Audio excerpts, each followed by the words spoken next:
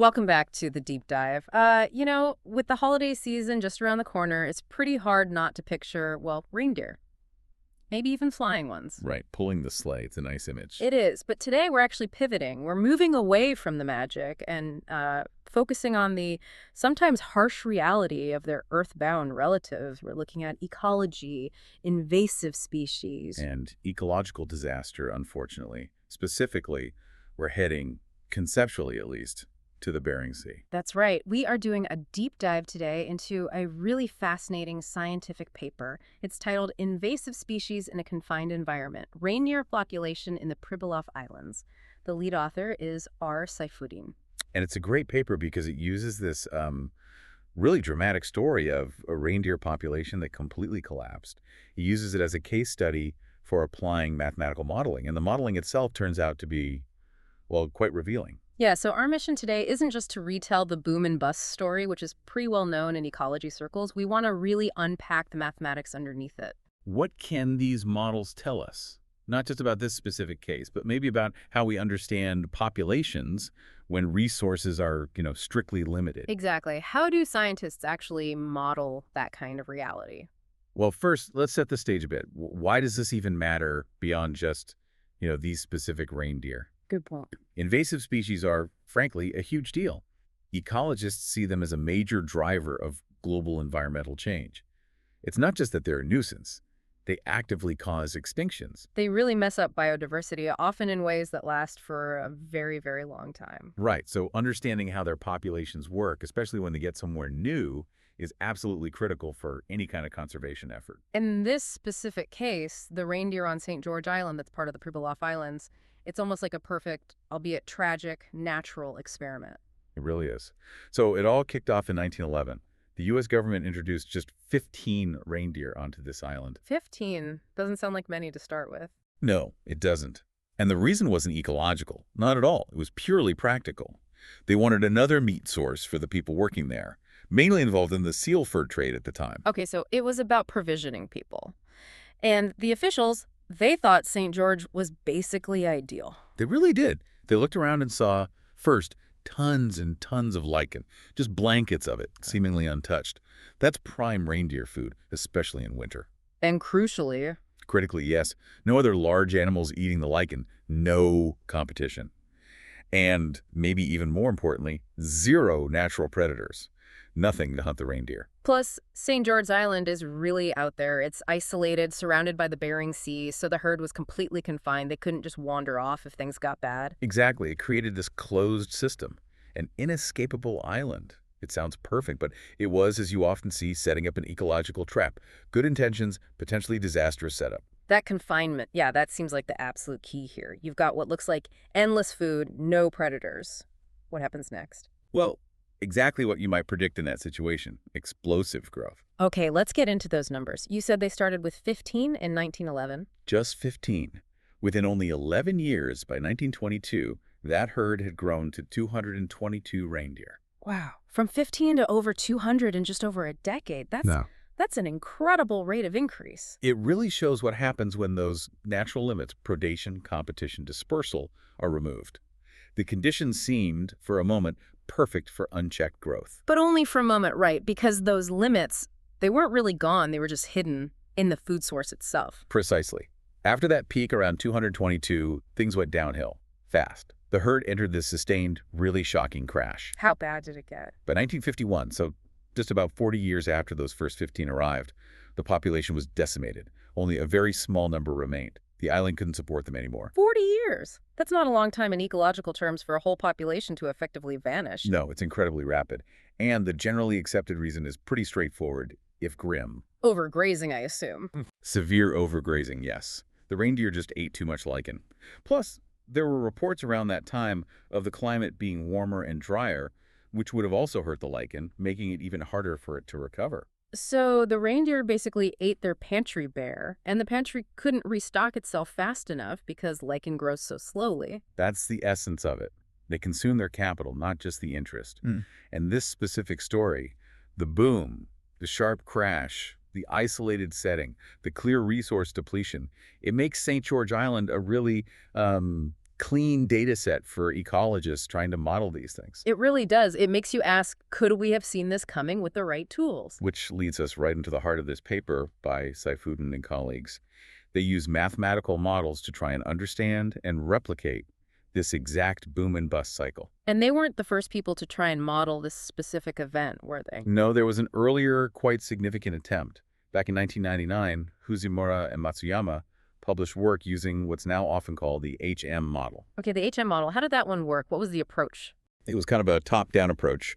They used the logistic-type growth model, the kind where population growth slows down as it approaches some limit. Right, the carrying capacity, usually called K. Exactly. So they modeled the reindeer population, the LETD, but they coupled it to the environmental carrying capacity, PTD. Wait a second.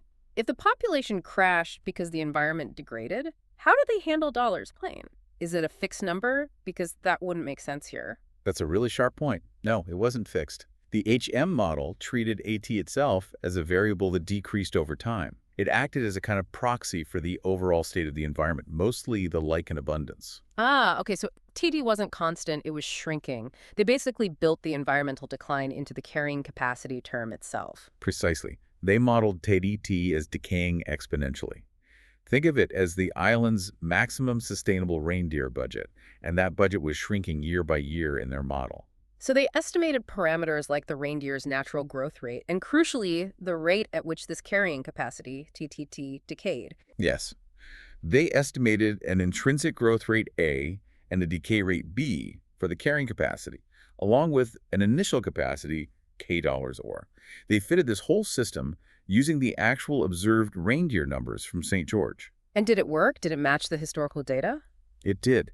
The HAM model quite successfully replicated the observed boom and the subsequent crash. It suggested that the island's ability to support reindeer was indeed steadily decreasing over those decades. Okay, so that's one way to model it, focus on a declining overall capacity. But Saifuddin and the authors of the paper we're looking at today took a different path, right? Fundamentally different, yes. More of a bottom-up approach. They used a resource herbivore model.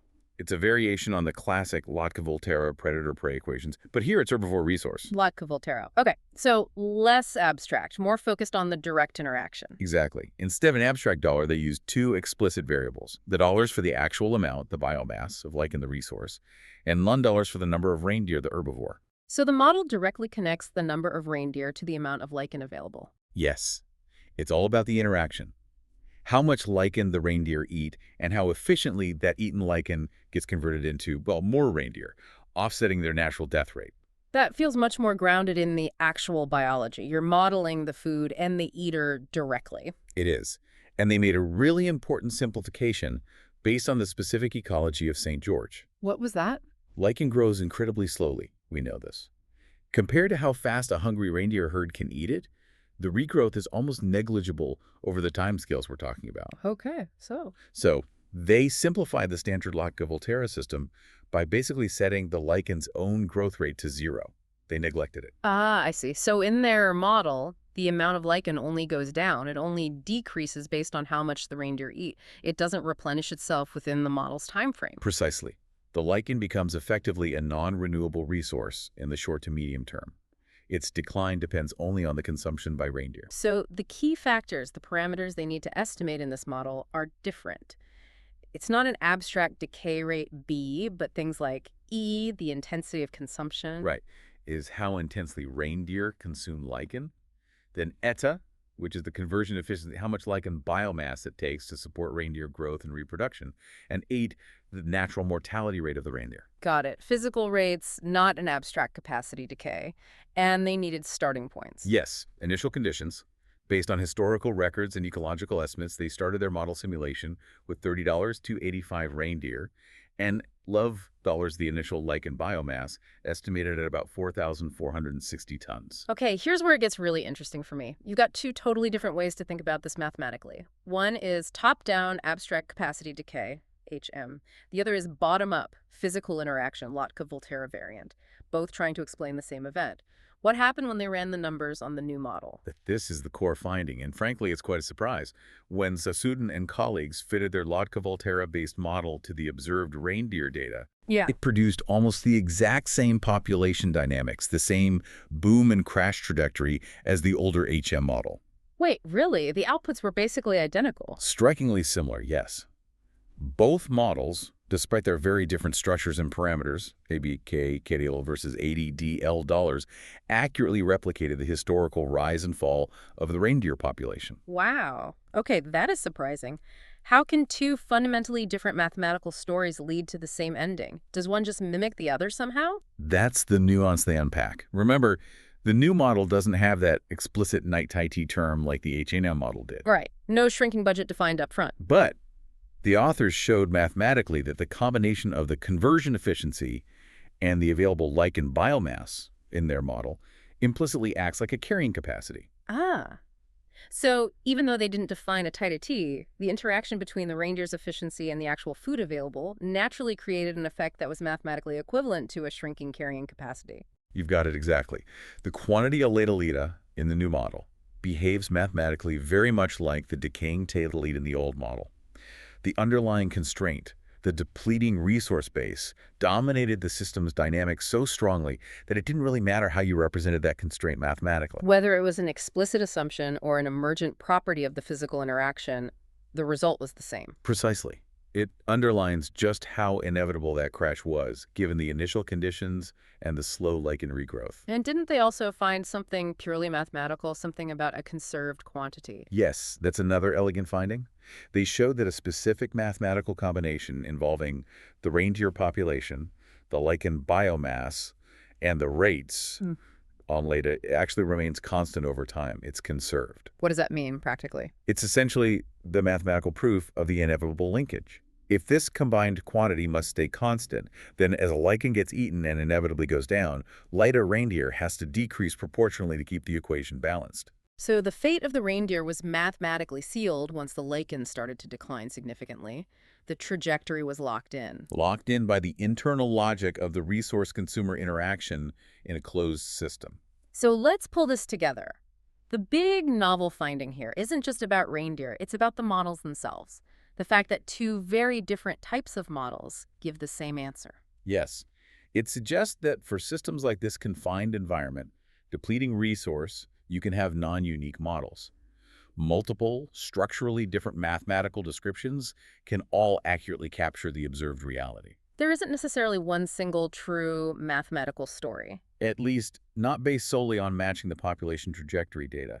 This is a really significant point for theoretical ecology and how we interpret models. Okay, so let's talk implications. What does this all mean? Stepping back from the equations for a moment, what's the practical lesson here? Well, the ecological lesson is stark, and it's a classic cautionary tale.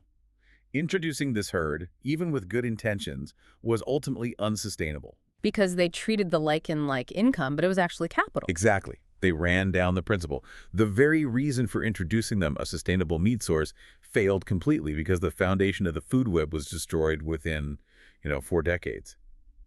It highlights the immense risks of introductions into isolated systems without natural checks and balances. And for the science side, for conservation and mathematical biology today, what does the non-unique model's finding imply? It raises a really practical question. If you're a scientist trying to predict or manage a similar situation, maybe an invasive plant taking over, or managing fish stocks in a lake, and you find multiple models could fit the data, which one do you use? Does it matter if they give the same prediction? It might matter based on what's easier to measure. Is it more practical in the field to estimate something abstract, like the decay rate of carrying capacity, as in the HM model? Or is it more feasible to measure the physical parameters, consumption rates, conversion efficiencies, actual resource biomass, like in the Locke-Volterra approach? The choice of model might actually depend on experimental tractability. That does lean towards preferring the more physically grounded model, doesn't it? Even if the abstract one works, the physical one uses parameters you could, at least in theory, go out and measure directly. Potentially, yes. It pushes us to think about what biological mechanisms are not just plausible, but also measurable and verifiable. Which leaves us with a final thought, maybe a bit provocative, building on this non-uniqueness. If you have two fundamentally different ways of describing reality, and both point strongly towards the same outcome in this case, collapse, does that make the prediction more robust? Because it holds up across the different frameworks. Or Does it perhaps mean we still haven't quite pinpointed the single most crucial, the absolutely necessary biological mechanism? Mm. Maybe the core truth is captured by both, but we haven't distilled it down to its simplest, most essential form yet. It's something definitely worth pondering. A fascinating question rooted in a herd of reindeer on a remote island decades ago. It really shows how these specific case studies can ripple outwards. Thank you for listening to this episode.